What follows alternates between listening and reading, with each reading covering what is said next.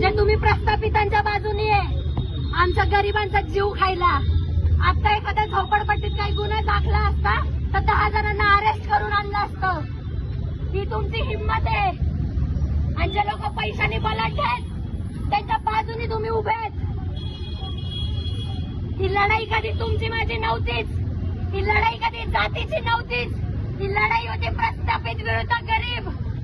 आम्ही सुद्धा तुमच्या बाजूने उभे राहू जेव्हा तुमच्यावरती अन्याय होईल. यालाच चळवळ म्हणतात. तुम्ही छत्रपती शिवाजी महाराज विसरले.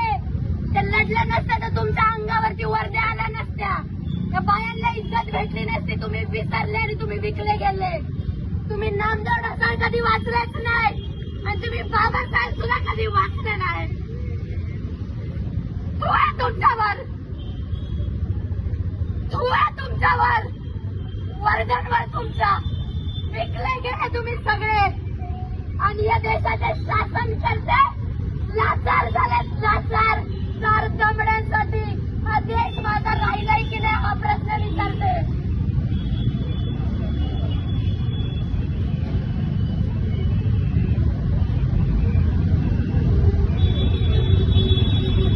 राजश्री शाहू महाराज वाचले असते तर मराठ्यांचा नेता अस्पृश्यांसाठी लढला हे तुम्हाला कळालं असतं.